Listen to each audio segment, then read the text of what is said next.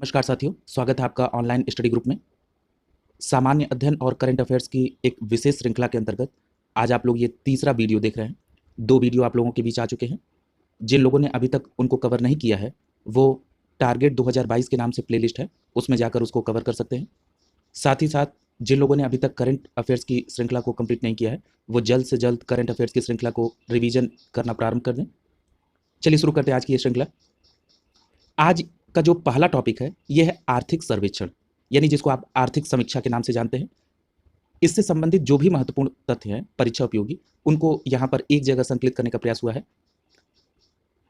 आर्थिक सर्वेक्षण 31 जनवरी 2022 को संसद में वित्त मंत्री निर्मला सीतारमण जी द्वारा प्रस्तुत किया गया।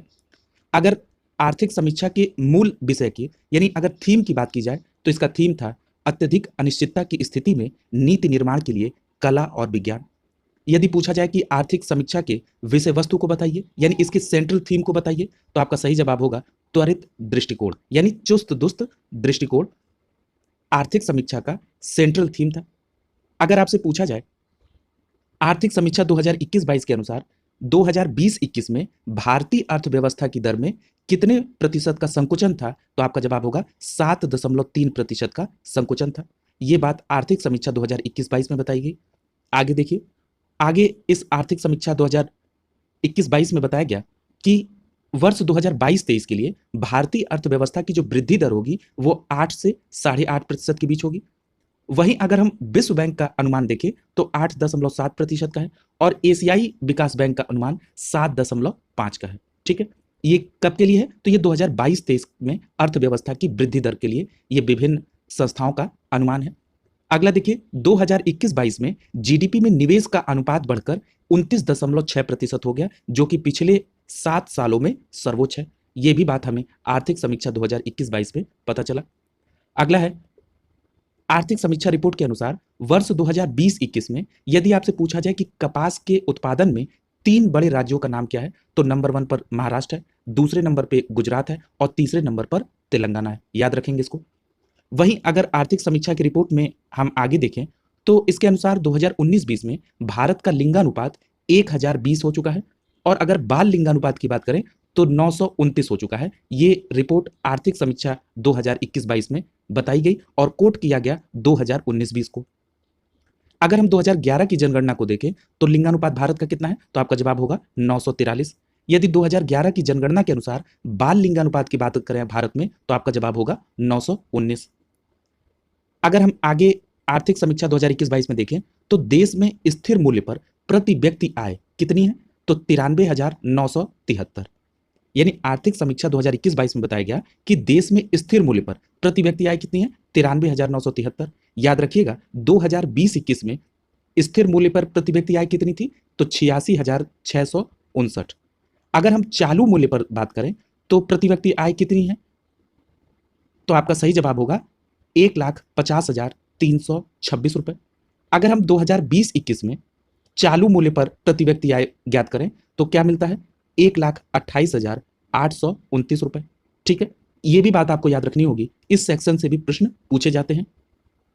अगला आर्थिक समीक्षा 2021-22 के अनुसार अप्रैल से नवंबर 2021 के मध्य भारत के शीर्ष यदि निर्यातक वस्तु का अगर क्रम देखा जाए, क्या पूछ रहा है, निर्यातक वस्तु का, यानी जो भारत से बाहर भेजा जाता है, पेट्रोलियम उत्पाद, बहुमूल्य पत्थर, लौह इस्पात, दवाइयां। यदि भारत में शीर्ष आयातक वस्तु का सही क्रम देखा जाए तो पेट्रोलियम क्रूड, स्वर्ण उत्पाद, पेट्रोलियम पदार्थ और बहुमूल्य पत्थर। ठीक है, ये 4 का क्रम आपके सामने है। अगला है आर्थिक समीक्षा 2021-22 के अनुसार, इसके अनुसार का मतलब है आर्थिक समीक्षा 2021-22 के अनुसार भारत के लिए शीर्ष आयातक देश कौन है, तो याद रखिएगा शीर्ष आयातक देश में चीन, यूएई और यूएसए।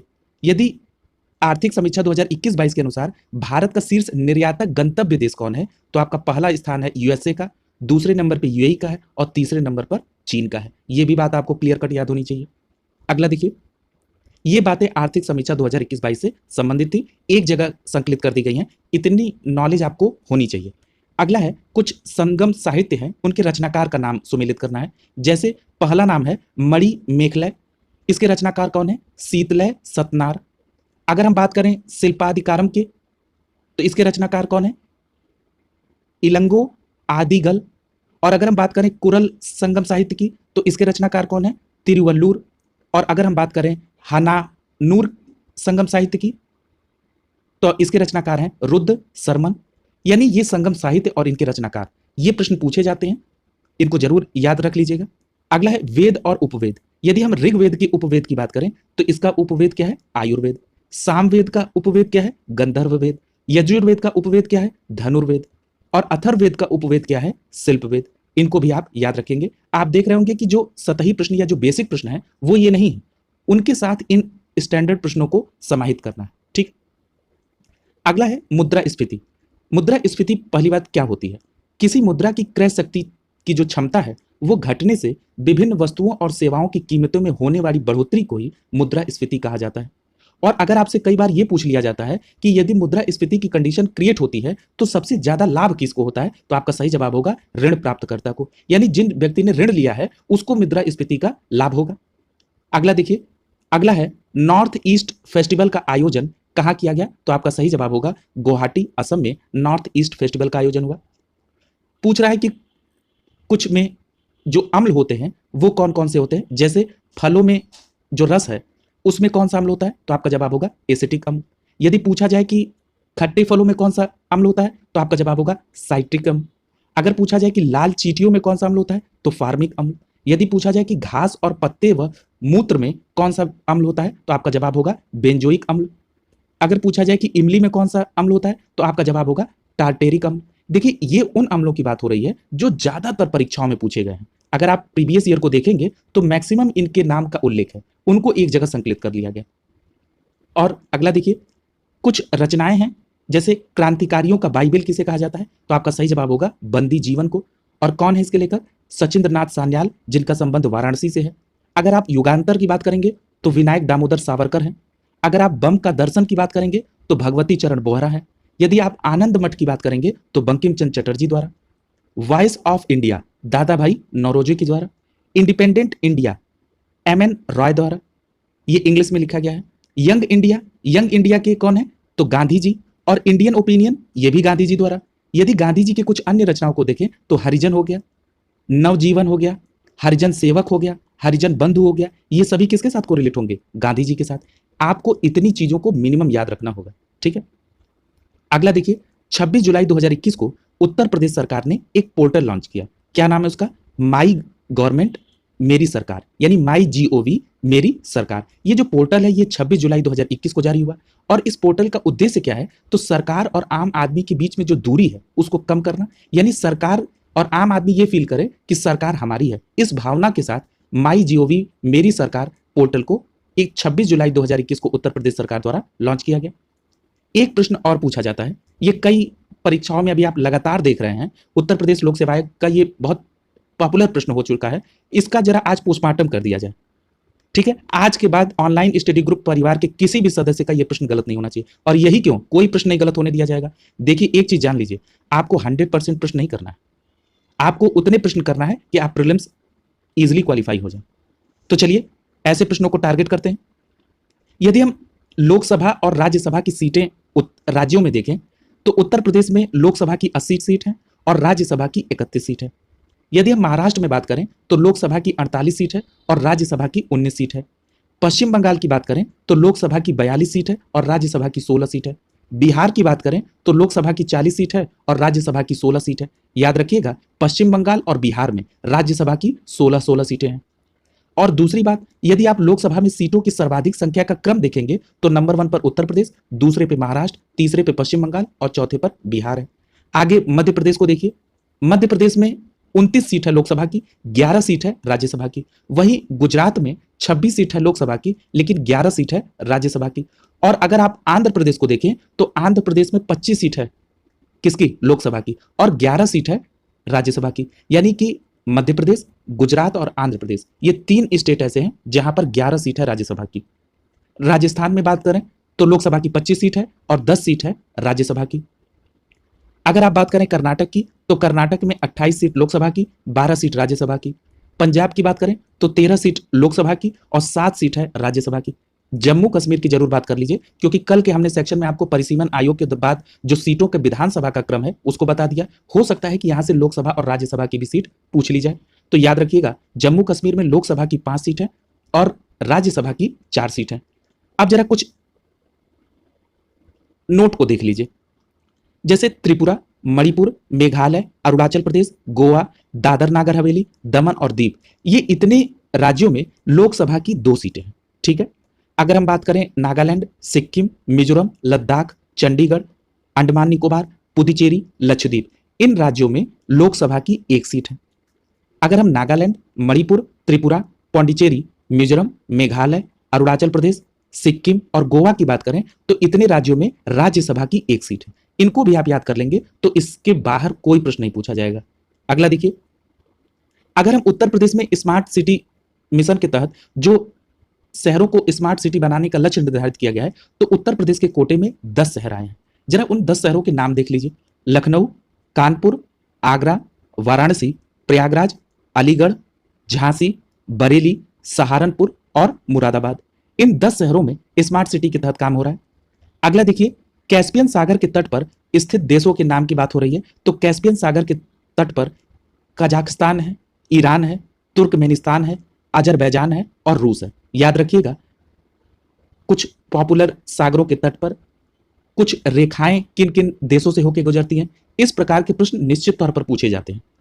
अगला है साइंस से पूछ रहा है कि कौन सी इनमें से बता रहा है कि ये सदिश राशि होती है। सदिश राशि का मतलब जिसमें दिशा की भी आवश्यकता हो, जैसे विस्थापन की बात कर लीजिए, वेग की बात हो जाए, त्वरण की बात हो जाए, बल की बात हो जाए, रेखीय संवेग की बात हो जाए, आघूर्ण कोणीय संवेग की बात हो जाए, ये सभी राशियां कैसी हैं? सदिश राशि। यदि आप सदिश राशि आपको मालूम है तो सदिश या अदिश का ही मिक्सचर होगा। अगर आपको एक पोर्शन क्लियर कट मालूम है तो आप वहां से एलिमिनेट कर लेंगे। ठीक है। यदि मैं यहाँ पे सदिश और अदिश दोनों लिखा देता तो आपको फिर कंफ्यूजन पैदा हो जाती, तो कंफ्यूजन का कोई काम नहीं करना है। अगला देखिए, देवलाझारी। ये जो देवलाझारी है ये कहां पर है? ये उड़ीसा के अंगुल जिले में है। और ये क्यों फेमस है? तो देवलाझारी जो है ये शैववाद का प्राचीन गढ़ माना जाता है। और कहां पर है? उड़ीसा के अंगुल जिले में। अगला देखिए, कुछ जड़ों का रूपांतरण है और उसका उदाहरण बता रहा है कि ये इस प्रकार के जड़ों का रूपांतरण है और ये उदाहरण है। जैसे तुर्कु रूप की बात की जाए तो ये मूली उदाहरण है इसका। अगर आप कुंभी रूप की बात करेंगे तो सलजम उदाहरण है। यदि आप शंकु रूप की बात करेंगे तो गाजर उदाहरण है। यदि आप कंदिल की बात करेंगे तो डहेलिया उदाहरण है। ठीक है, इसको भी याद रखिएगा, यहां से भी प्रश्न पूछे जाते हैं। अगला देखिए, अभी हाल ही में एक शब्द चर्चा में था जिसका नाम था गिटहब।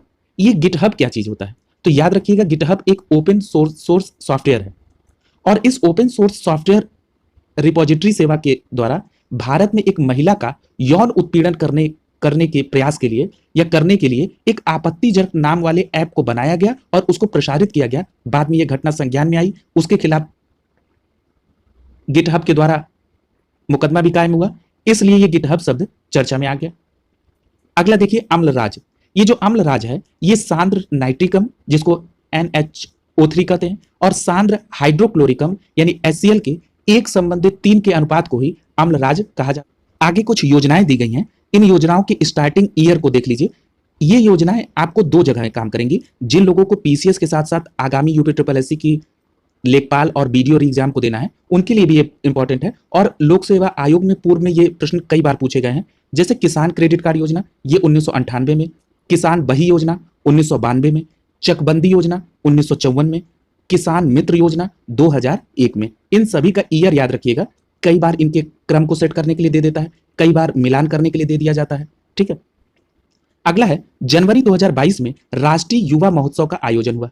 अब पहली बात यह है कि ये जो राष्ट्रीय युवा महोत्सव का आयोजन हुआ ये किस क्रम का था? तो आपका सही जवाब होगा ये 25वां राष्ट्रीय युवा महोत्सव हुआ जो कि जनवरी 2022 में हुआ। फिर प्रश्न उठेगा कि कहां हुआ? तो आपका जवाब होगा पुदुचेरी में हुआ। और ये जो 25वां राष्ट्रीय युवा महोत्सव जो कि पुदुचेरी में हुआ इसका शुभंकर क्या था? तो आपका सही जवाब होगा सक्षम युवा, सशक्त युवा। ये कॉस्मिक किरणों से बहुत लगाव है लोक सेवा आयोग का। जरा देख लीजिए, कॉस्मिक किरणें जो हैं ये एक धनात्मक कणों अधिकांशतः ये धनात्मक कणों से संचालित होती हैं। दूसरी बात कि ये उच्च ऊर्जा वाले आवेश के कण होते हैं। और अगर आपसे ये पूछा जाए कि कॉस्मिक किरणें की खोज किसने की थी तो आपका जवाब होगा विक्टर फ्रांसिस हेस के द्वारा। और याद रखिएगा, कॉस्मिक किरणों की जो तरंग दैर्ध्य होती है वो बहुत छोटी होती है। ठीक है, आगे देखिए, आगे दिया है कि पुष्पों के अध्ययन को क्या कहा जाता है? तो पुष्पों के अध्ययन को एंथोलॉजी कहा जाता है। वृक्ष झाड़ियों के अध्ययन को क्या कहा जाता है? तो इसको ड्रोंड्रोलॉजी कहा जाता है। अगर आप शैवाल के अध्ययन को देखेंगे तो एल्गोलॉजी कहा जाता है। अगर आप कोशिका के अध्ययन को देखेंगे तो साइटोलॉजी कहा जाता है। ठीक है, यानी कि इनके अध्ययन से भी संबंधित प्रश्न पूछे जाते हैं। ये बहुत इंपॉर्टेंट हैं जिनको मैंने यहाँ पर लिखा है। अगला है, भारत का पहला समुद्री राष्ट्रीय उद्यान कहाँ पर है? तो आपका सही जवाब होगा कच्छ की खाड़ी में, और ये गुजरात में है। ये भारत का पहला समुद्री राष्ट्रीय उद्यान यहाँ पर है। इन प्रश्नों को की श्रृंखला आपको लगातार मिल रही है, इसको आप बिल्कुल कंप्लीट करते जाइए। साथ ही साथ आपको जो तैयारी करनी है वो आप सतत जारी रखें। दूसरी बात, मैं बार बार इस बात को रिपीट कर रहा हूँ कि करंट अफेयर्स में बिल्कुल भी आप लोग लापरवाही मत करिएगा। आप उसको रिवीजन करते रहें साथ ही साथ, ठीक है, ताकि ये ना रहे कि आप ये सोचें कि अंतिम 2 दिन में हम कर लेंगे। यदि अभी से थोड़ा-थोड़ा निपटाते जाएँगे तो आपका अंत में बहुत बोझ नहीं रहेगा। आप बिल्कुल रिलैक्स माइंड से पेपर देने के लिए जाएँगे। आप लोग सतत जारी रखिए। मेरा प्रयास ये है कि इसमें थोड़ा प्रश्नों की संख्या को और बढ़ा दिया जाए ताकि समयबद्ध तरीके से ज़्यादा संभावित प्रश्नों को कवर किया जा सके। अगली वीडियो में फिर मुलाकात होगी। आप सभी का बहुत-बहुत धन्यवाद।